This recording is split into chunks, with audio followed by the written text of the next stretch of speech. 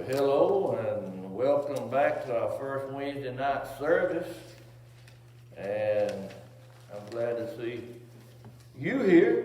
And I just hope in that 5, 6, 7 months, how long we was out, that people, one thing that scares the pastor about things like this is people get comfortable at home.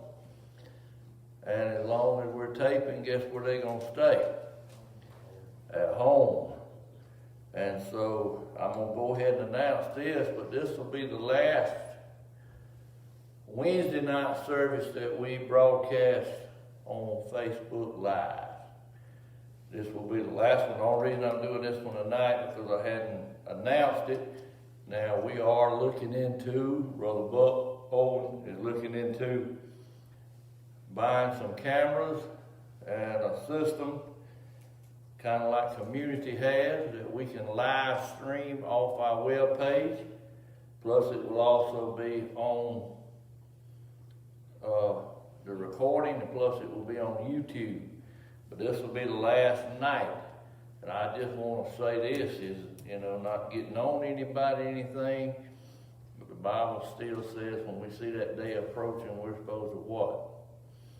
Assemble even the more.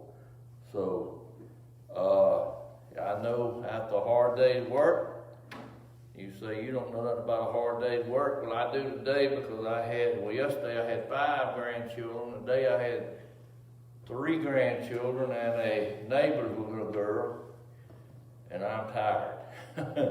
I'll be honest with you. Ellen has no time off, but they kept me going, and every time I turn around, they want something to eat or something to drink. Then they want to go outside and swing, and they want to go in the woods and play. 10 minutes later, they want to do this. But I have thoroughly enjoyed having them, and not looking forward to my son coming and get those 2. But he'll be driving up tomorrow, so I appreciate your prayers for that. Announcements. Ladies' meeting. The 24th. At 10:30. 10 or 10:30. 10 or 10:30, we'll be able to have brunch type. That's the Ladies of Faith. All ladies are invited. And then, of course, Thanksgiving's coming up. Christmas is coming up. The Foresters will be here December 11th. So don't forget that. I don't know why I'm looking at you. I got a bulletin stuck in this paperwork somewhere. And let's see. Women of Faith, November 15th, Church-wide Fellowship. December 5th, Women of Faith Prayer Partner Revealing Party. December 11th, Forster Family. December 13th, Church-wide Christmas Party. So remember all those, write those down, and we'll be saying more about those later. Now turn your Bible to Revelation chapter 7. Huh? Conference meeting Sunday. Conference? Meeting Sunday after church. Conference meeting, yeah, with those that's got some ideas how to do some things better. Sunday morning right after church, we'll meet for a few moments, write those down, we won't forget them. Maybe you can turn them in, we'll look at them and go over them. Conference next year starts October 10th. So write that down, October 10th. And had a lot of calls and some emails and texts from people that were not here, were not even close to living here, but got a lot of good text and emails from people about the conference. And so they were watching it on YouTube and Facebook and really commenting on the speakers this year. So we praise the Lord for that. Now, Revelation 7. Here we have an interlude in the judgment. Go over to chapter 8, verse 1. Let's look at it. We've done a little open and seen him open 6 seals. Here we got an interlude because in verse 8, chapter 8, verse 1, and when he had opened the 7th seal, you see he's not going to open the 7th seal till after we get through with chapter 7. He's done opened the 6th seal. So we have an interlude here in the judgment with the 7th seal coming later. Until now, John's depiction of judgment has focused on events on the earth and one in heaven. Now in this interlude, if there is one, and I'm going to explain that in a little bit, he focuses on the followers of Jesus who will be alive on earth during the tribulation, including 144,000 Jews and a vast multitude of Jews and Gentiles. The reason I say if there is really an interlude, if you've ever read anything on Revelation much, you'll hear these people that write these books say this. They say, well, one thing makes Revelation hard to understand, and it is that he goes forward and then he backs up. Okay, like say seal number 2 and trumpet number 3 and vial number 1 are all going on at the same time, but we see the 7 seals open and then the others open and he backs up.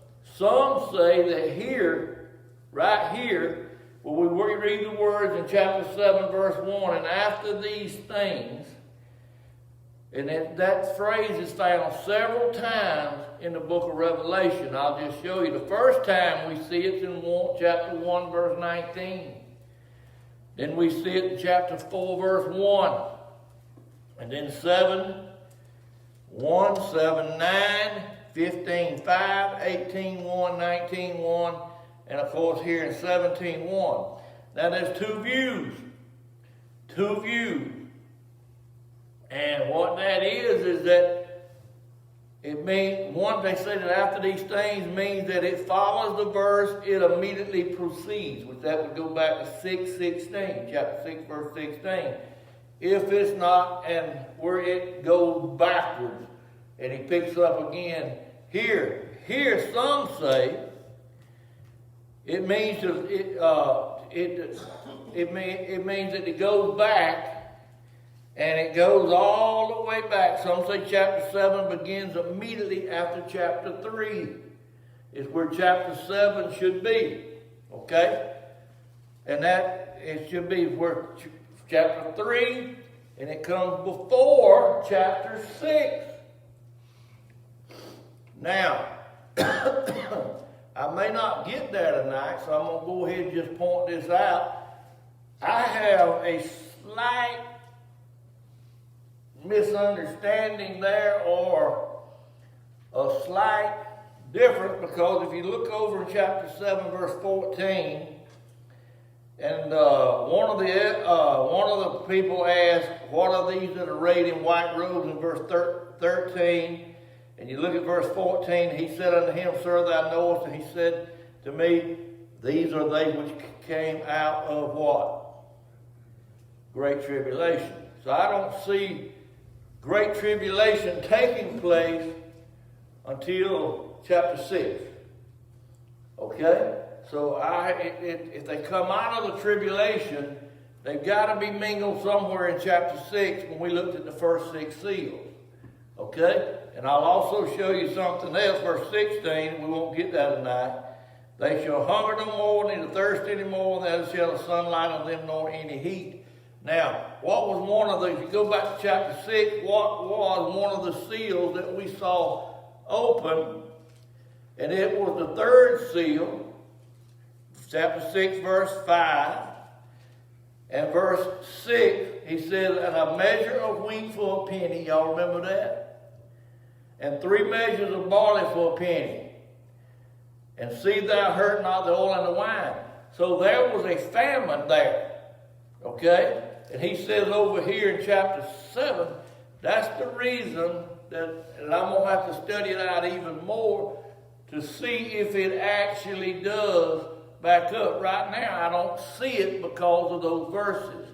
If any of you have a view on it, and you can shed some light on it to me, please do. Because about 50% of the commentaries that I looked at in this passage this week, they split it just about even on what some say, and some say it goes back to chapter 3 or chapter 4, right to chapter 4, and then some say that it's just a continuation. So I thought that was interesting and bring that out, okay? Now, it's a good case for both. And you have to, what they tell you in these commentaries is look at the context. Well, that's what I was trying to do when I saw they come out of the Great Tribulation, they'll hunger no more, thirst no more, and that type of thing, okay?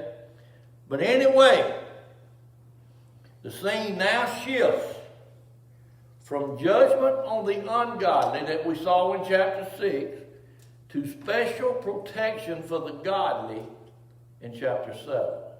Okay? Verses 1 through 3. After these things I saw 4 angels standing on the 4 corners of the earth, holding the 4 winds of the earth, that the wind should not blow on the earth, nor on the sea, nor on any tree. And I saw another angel ascending from the east, having the seal of the living God.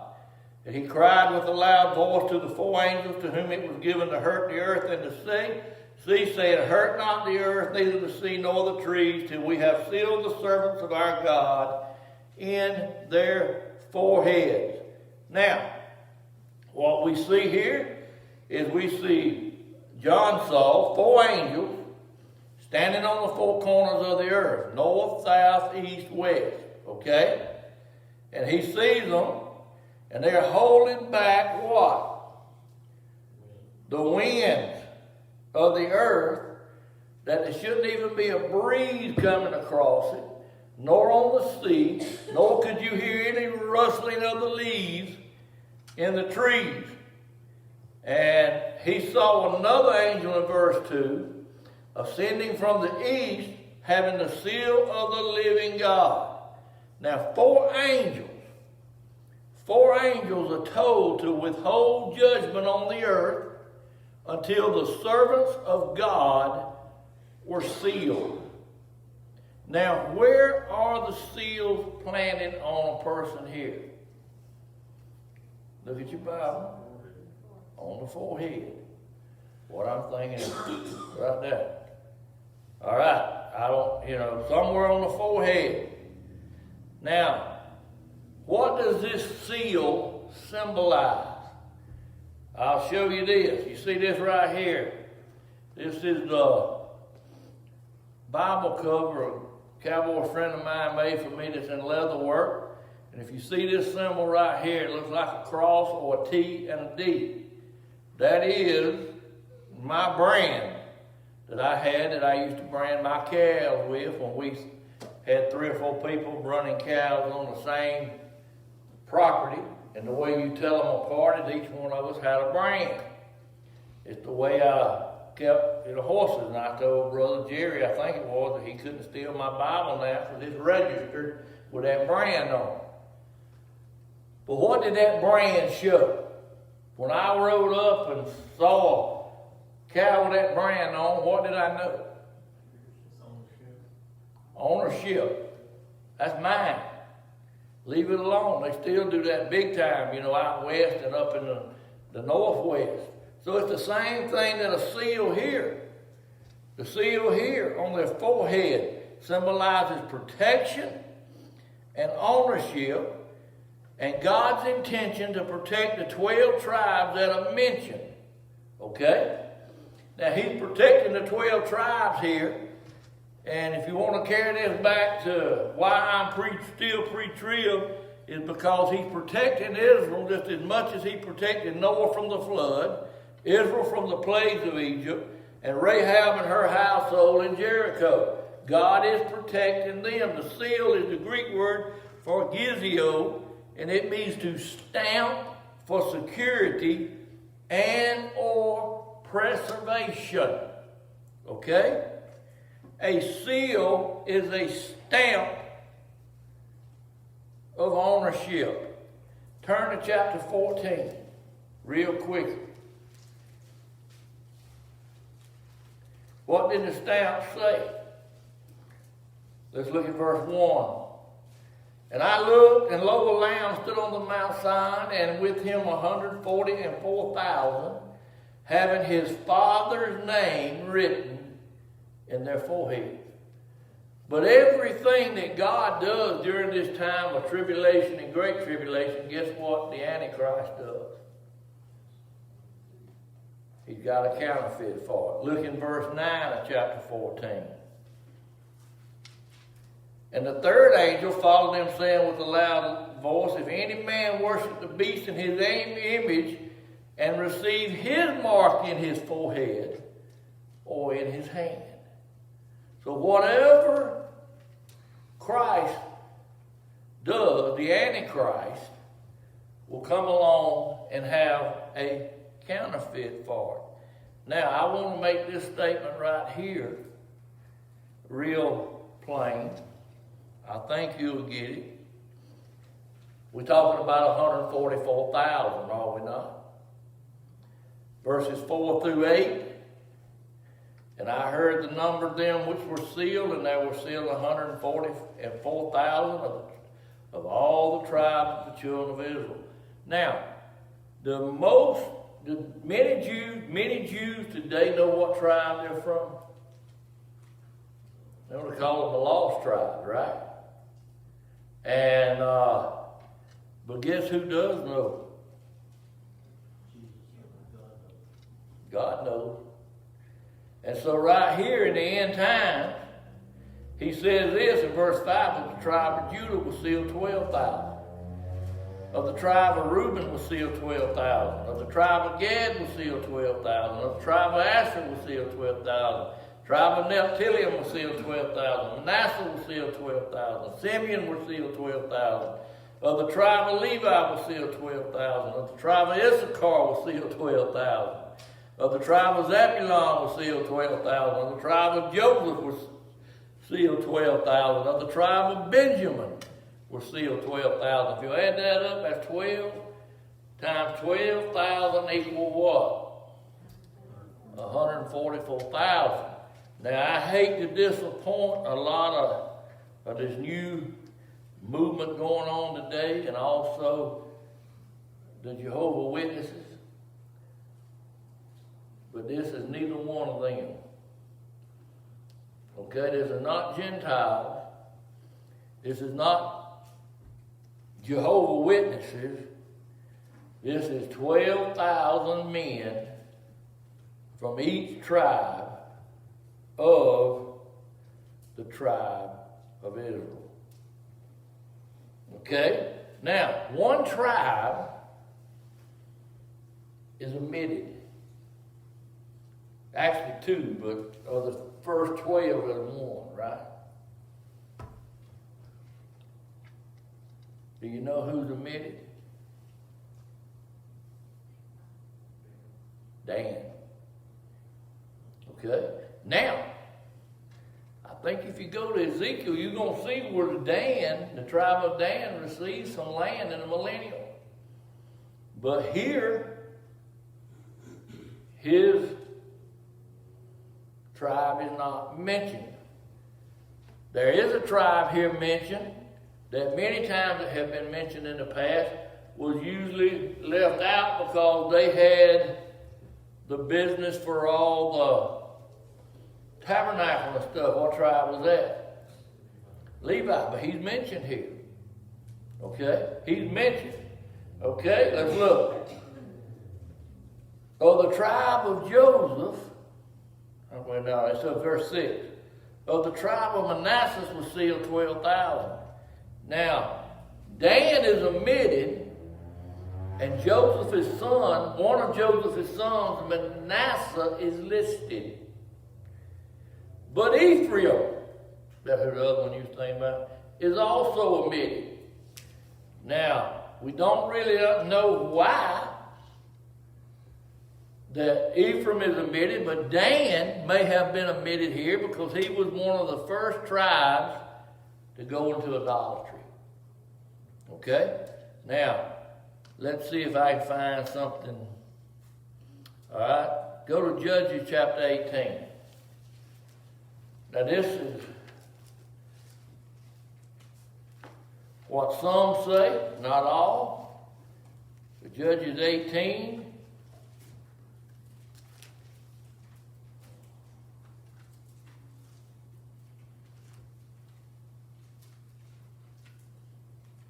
Look at verse 30. And the children of Dan set up the graven image.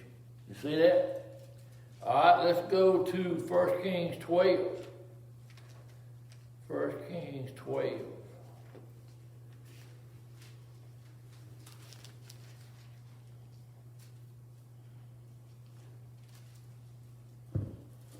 All right. Here, talking about down verse 26. Now shall the kingdom return to the house of David. Skip 27, go to 28. Whereupon the king took counsel and made 2 calves of gold and said unto them, it's too much for you to go to Jerusalem, but hold thy God. So Dan was one of the first because he went in to idolatry. And that's just the reason some said. But I told you this, and I'll say it again. We won't turn there, but in Ezekiel 48, verse 2, Dan is in the list of the millennial land distribution. Okay? But here's the 12,000. Now, what are these 12,000 from each tribe? What are they doing during the tribulation time? Huh? They're going out and evangelizing, okay? And so they're out bringing people, even Gentiles, because we're fixing to see that. And we go to verse 9. I'll keep you about 5 more minutes and I'll let you go. After this I beheld, after what? He saw the 144,000 sealed. After this I beheld, and lo, a great multitude. 144,000, not a great multitude, which no man could number, of all nations, kindreds, people, and tongues, stood before the throne. Now stop right and look at it. Who's on the throne? Who? Is that what you said? Yeah, God the Father. Anybody disagree? Yes. Yes, it's still God the Father sitting on the throne, and the reason I'm pointing that out is because of what? Because when you go back to Revelation chapter 4 that I brought several weeks ago, when the people say they cast the crown, it said they cast the crown before the throne. Who does everybody say the crowns went before? Jesus. Jesus. But who was on the throne in Revelation 4? God the Father.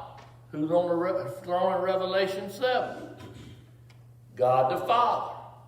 Here's my point, that the 24 elders, I don't believe the church, because Jesus Christ has not yet ascended his throne as of Revelation 7. Do you agree with that? He's still in the midst of the throne, but who is on the throne? God the Father. Now, so notice it says, and people in tongues stood before the throne and before the Lamb, and they were clothed with white robes and palms in their hands. Now, they were clothed in white robes. Now, the saints of God are the ones that have thrown their own robe. Let me go on. And cried with a loud voice, saying, salvation to our God, which does what? Sit upon the throne and unto the Lamb.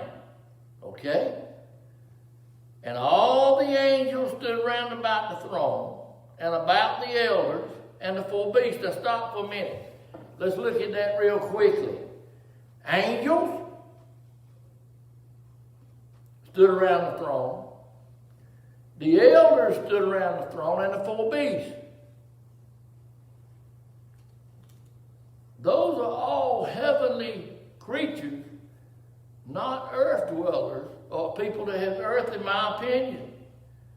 And they fell before the throne on their faces and worshiped God. Where was God at? On the throne. Saying amen, blessing and glory and wisdom and thanksgiving and honor and power and might be unto our God forever and ever, from the ages to the ages. Amen. Let's go on. I may even finish this chapter even though I don't have no notes. I left them at home. And one of the elders answered, saying unto me, what are these which are arrayed in white robes? And whence they came they? And I said unto him, Sir, thou knowest. And he said to me, these are they which came out. I looked at that word, came out. Came out, that's what it means. Of what? Great tribulation. And why did they have white robes? The same reason that we have the imputed righteousness of Christ, and have washed their robes and made them what? White. In the blood of the Lamb. But they came out of what? They didn't go up in the rapture. The rapture happened back and forth. This is sometime later, which I believe makes I don't think he's backing up. Okay? If you're going to say, and I think it's pretty plain, just in teaching, if you're going to say that Jesus Christ was on the throne, and that's where the 24 elders cast their throne, then you've taken God off the throne, put Jesus on the throne, because all the way through, who's on the throne? God. Jesus is in the midst. Okay? Jesus is in the midst. Where is Jesus? If you go back to chapter 6 and look every time you see the Lamb, where is he at? He's not on the throne. Why? He is the King. He is the Lord, but he has not yet received his crown, because whose crown is he going to take? Satan. And no subjects get a crown. If you go to Revelation 19, he's coming, when he comes back, some say he comes with his bride, some say he comes with a host of heaven. I don't know. I'll just give you this one. I'll tell you what I believe when we get there. But he's coming back, and he's got what? Many crowns. That once he takes the throne from Satan, then he's going to pass out those crowns. Okay? These have come out of the great tribulation and have washed their robes. All right? Let's go to 15. I'll just go ahead and finish this chapter and let you go. Therefore, are they before the throne of who? Still just calling him the Lamb. And serve him day and night in his temple. And he that sitteth on the throne, back up to verse 10, tell me who's sitting on the throne. God shall dwell among them. Verse 16, I done pointed this out. They shall hunger no more, neither thirst any more, neither shall the sun light on them, nor any heat. They come out of the great tribulation. They went through seal number 3. Seal 1, 2, 3, 4, 5, 6. They've now come out. They've been martyred for their faith. They have been led to Christ by the 144,000. They have been hungry. They have been hot and all these things. And he said here, they'll never hunger again, just as you and I, when that day won't, and never thirst again. Now notice verse 17, and I'm done. For the Lamb, where is he at? Sitting on the throne? In the midst. That's where he's been since chapter 4. Okay? Shall what? Feed them, and shall lead them into living fountains of water, and God shall wipe away all tears from their eyes. Do you see the perspective? The more I read it, the more I look at it, the more I study it, I don't think he backed up before after chapter 3. Because there had to be some tribulation, there was some hunger, there was some thirsting, there was some suffering that went on, and these come out of the great tribulation. Okay? And then we go to verse 1 of chapter 8, and I'm just going to read it, and I'm done. And when he had opened the seventh seal, see, this all happened after what? 6 seals. 6 seals rolled. There was silence in heaven about the space of half an hour. We'll pick it up right there next Wednesday night. All right. Anybody got any comments or questions? If you do, I'm going to put the camera on. Yeah. In the first 4 verses of 7, where he's talking about the 4 angels, they were given to harm the earth. Could they be the 4 angels for the first 4 seals? They could be. I thought about that. I didn't go there because they could have been the first 3 or 4 seals. But you know, when you go back and look at chapter 6, what he called a white horse, they said, they called him a beast. So I would say that they maybe could have been, but I can't prove that. So because he called him a beast. All right. Anything else? All right, Brother John, close the prayer for us, please.